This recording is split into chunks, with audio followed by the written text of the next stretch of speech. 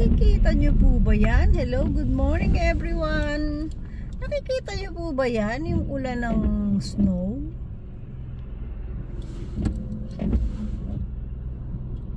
March na pero umuulan pa rin, oh. Oh, malakas pa siya.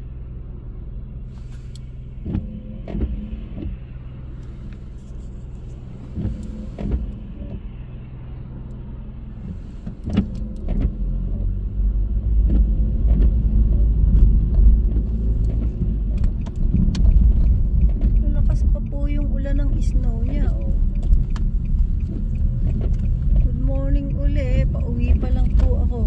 Medyo maaga lang ng konti kaming natapos ngayon, 7 AM. So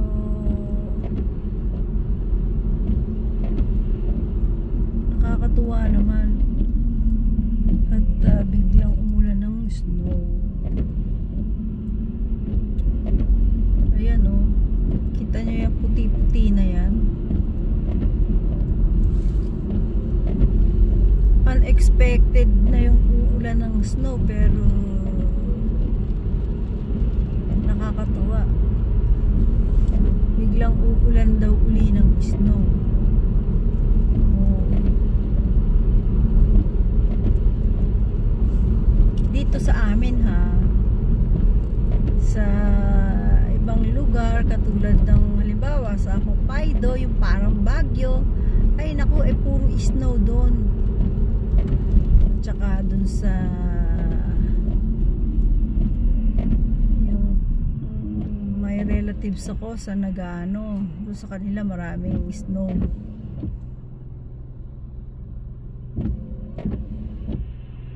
Kaya nakakatuwa naman, diba? O ayan, o, puti-puti. Nakikita nyo yan. Kaya pala kanina, pagkatapos ko ng trabaho, ay ako, inaantok na naman ako talaga. Uyat na naman. Siyempre, panggabi ang trabaho. Ay super lamig. Bagay, pagkatapos po namin gawin yung mga items namin sa linya, produkto namin, meron pa rin kaming items sa Childo. Yung pong Childo, malamig yun, malamig na lugar yun compare dun sa linya na talagang lahat ng parte ng katawan mo halos parang magyeyelo na. Kaya pag kami pumapasok doon, nagbibihis kami ng makapal. Ang kaanuhan lang, kahit kami nakabihis ng makapal, yun namang mga paa namin dahil sa matagal na pagtayo, nanlalamig na, namamanhid na sa lamig. Ganon. Pero pag once na lumabas kami, mainit pakiramdam namin. Kaso this time, paglabas namin to sa Childo, aba, labig-labig talaga. Super lamig. Ewan ko lang kung ano, pero talaga super lamig talaga.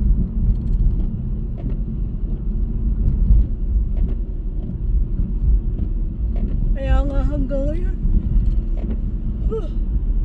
manhid pa yung isang pa ako. Ayan yung kumedang paborito ko. Ayan, ayan, medyo nagbagal ako. Paborito kong coffee shop yan.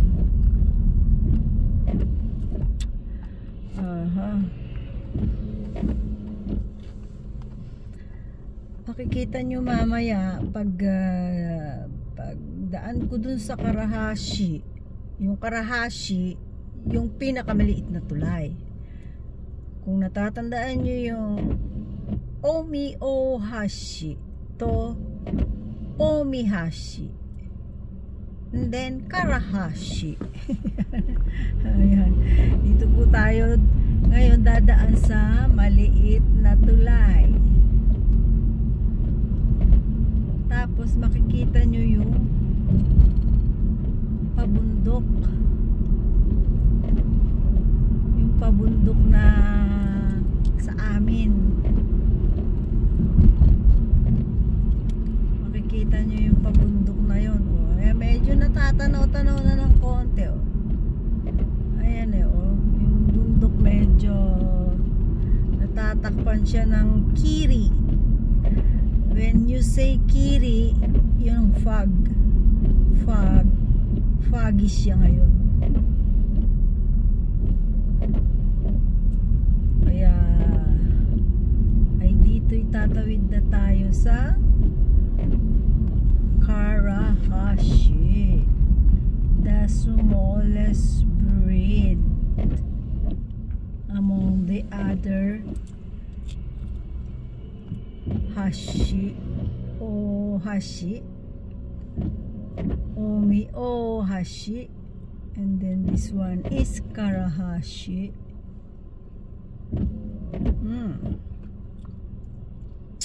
Kaya pag dumaan ako dito sa Karahashi, matatanaw sa camera ko yung, sa video ko yung bundok. At mamaya makikita nyo, dadaan ako doon sa hindi ko pa napipicture, nabibideo. Marami pa akong daan na hindi nabibideo yung mga daan na dinadaanan ko napakarami kong daanan para makarating sa amin. Ako lang mamimili. Pwedeng yung nagbabagal ka, pwede kang nagmamadali, pwede kang papetik-petik na habang kumakain ka, pwede naman din na normal lang, ganun. Kaya napaka-benry ng aming lugar benry, ibig sabihin medyo ano ba tawag ng, ano ba yung benry sa Tagalog? Accessible, accessible nga ba? Accessible. Sa English pala yun.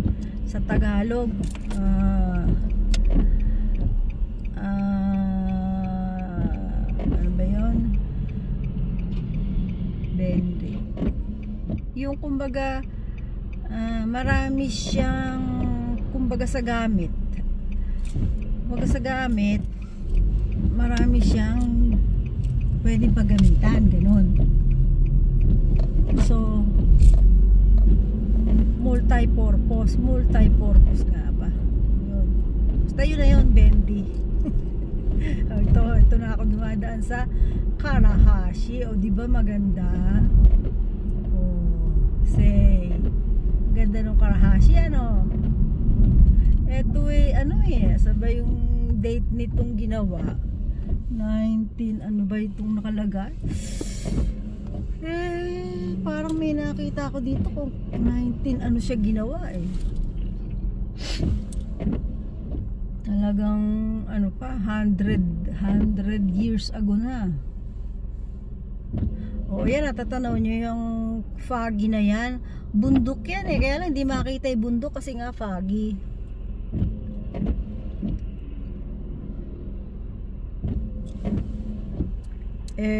Pauwi na po ako niyan. Nagugutom na ako kanina, kaya lang lagi naman ako may baong peanut. Yun ang pinaka ko pag ako nagugutom, pinakakanin ko. Tulad niyan, naubos ko yung peanut, nabusog na ako.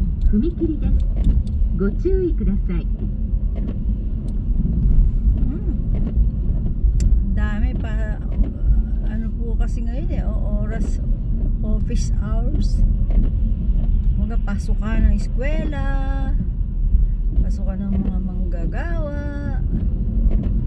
Kaya dito yan daanan po ng ng train. Kailangan pag dumaan ka dito sa train, hinto ka muna ng mga ilang minuto Ganun po ang rules dito. Bago ka tumawid, you have to stop a little bit. Let's say 60 seconds. Hindi, seconds ka ba? Oo, 60 seconds. Tama ba yung aking estimation? O yan, ganyan. Tama, daming kailangan dito talagang dahan-dahan ka ng pagtakbo kasi daming naglalakad, nakabisikleta pa, papasok sa eskwela, papasok sa opisina. O eto yung tinataluntun ko ngayon, panibagong daan naman tong alam ko. Nung una po ako dito, alam nyo ba, nakakatuwa kasi wala akong daang alam kundi iisa. Unang-unang linggo yata yun. Kaso ang nangyari nung papasok ako nung gabi, mayroon palang hanabi, yung fireworks po, time ng fireworks yun. So ngayon yung alam kong daanan na iisa-isa na yun, sarado. Naku po, eto na po, pansiste. Hindi ko na alam kung saan ako dadaan kasi nga sarado. May mga pulis, sabi ng pulis, liko ka dito sa kaliwa, liko ka sa kaliwa. Kasi yun ang utos. Dahil nga sarado, hindi pwedeng daanan. Liko naman ako sa kaliwa. Naku po, eto na po kamo. Naligaw ako, gabi. Ang hirap kaya maghanap ng gabi. Naligaw po ako, ang pasok ko'y alas 10. Alas 12 na, hindi ko pa nakikita yung daan ko. Tapos pag ginawa ko po, alam nyo, tumawag na ako dun sa leader namin sa Shine hapon. Sabi ko, naku po, Shunin, pasensya ka na. At inabot na ako ng alas 12, naligaw ako kasi kako, bagong lipat kami. Ngayon, iisa lang yung alam kong daan. Yung palang daan na alam ko, may nakasarado dahil nga may fireworks. Nagse-celebrate ng ng fireworks. Ay, nagkaligaw-ligaw ako. Nalaman ko lang yung kakaiikot ko sa awa ng Diyos, kakapray. Ayan, tingnan nyo, medyo paakyat, diba? Kakapray. Ay, medyo nagkaroon ako ng napapunta ako dun sa isang daan na parang alam ko ba, parang pamilyar ako.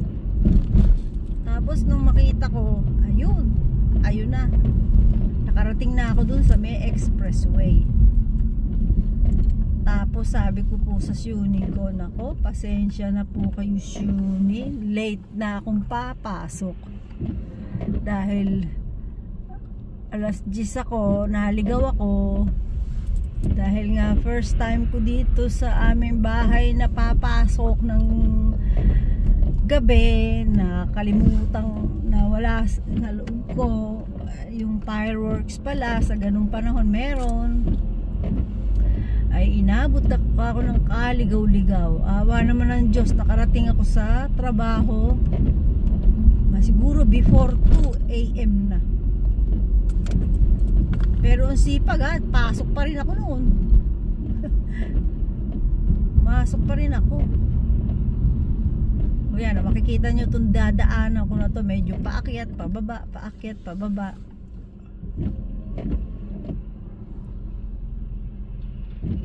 Kaya ayun po, to make the long story short, sa tuwing nagdi-discover ako ng dadaanan ko,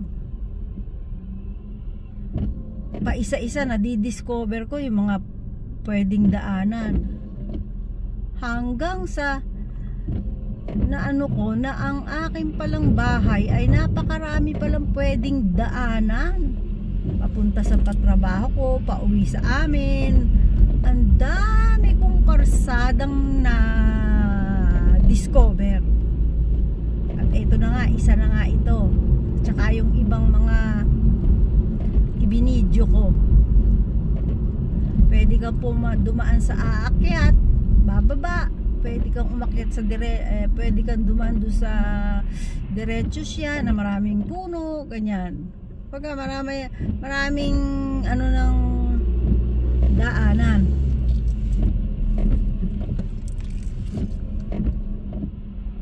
Kaya naman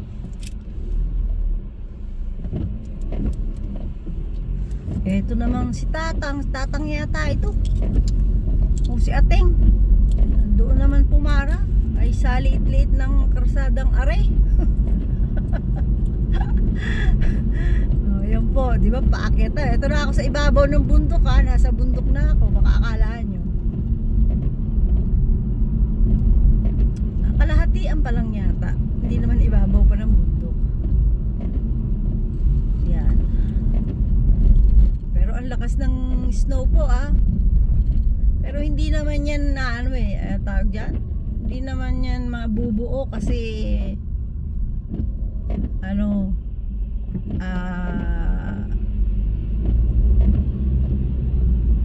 ngayon lang yata siya uulan. Pero kung ulan siya maghapon ay maaari siyang ano tawag dyan mamuo. Yan.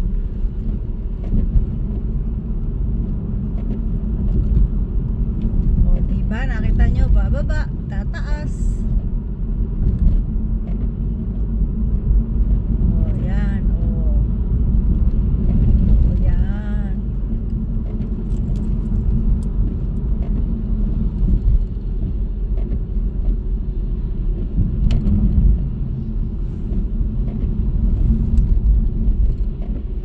Kumbaga ito yung madalas kong daanan,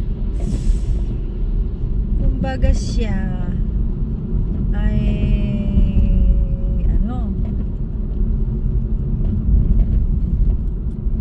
ba tawag dyan sa Tagalog, yung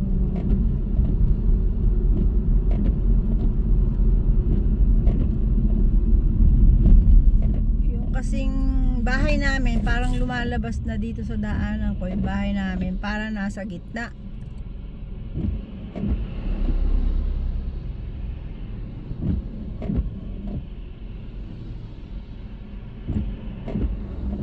Ayan bus oh. Ganyan. Pag may mga bus na ganyan, pagka maliliit na ganito ang daan, kailangan yan hihinto ka. Hayaan mo siya. Hayaan mo siyang makapagbaba ng sakay muna. Ganyan po dito ang rules.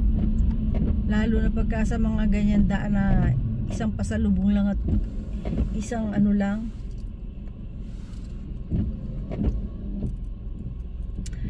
Kaya naman, eto na ako. Malapit na ako sa amin. Eto medyo shortcut ito eh. Medyo shortcut siya. Kaya parang mabilis ako nakarating sa amin.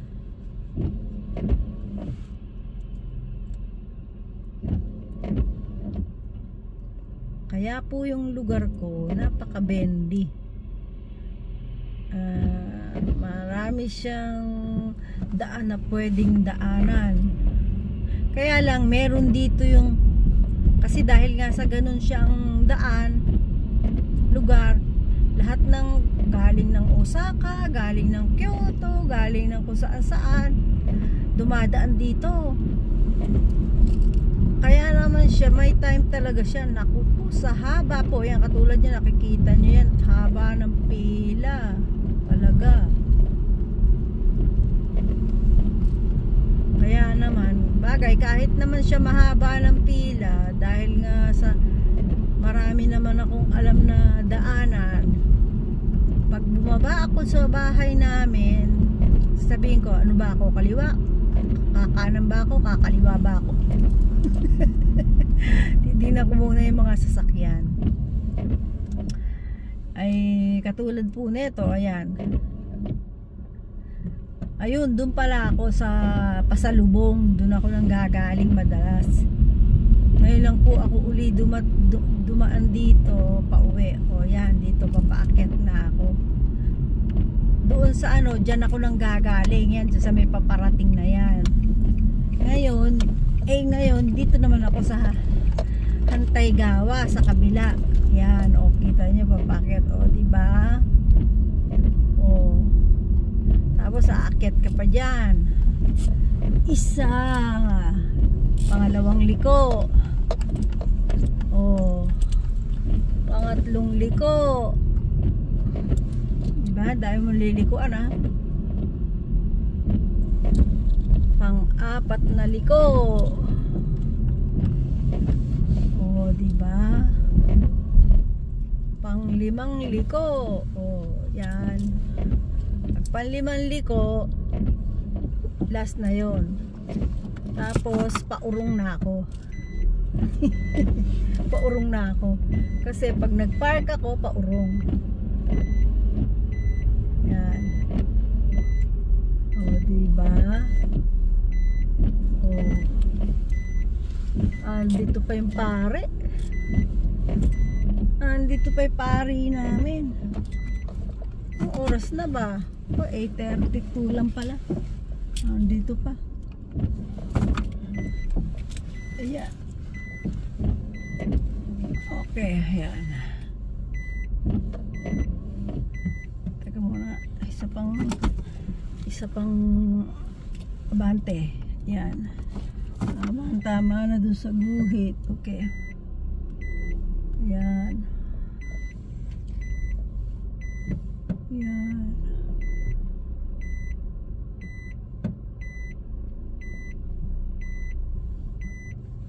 Ayan. Okay. Okay na po. Ito na ako sa aming bahay. Ayan na ako sa aming bahay. Tapos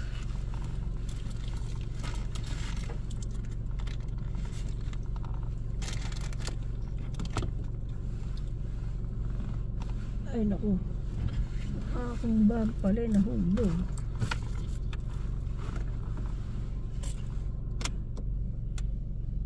Okay, bye-bye na po, bye-bye na. Nakita nyo na yung ate, nakapag-travel na tayo. Bye-bye. God bless everyone.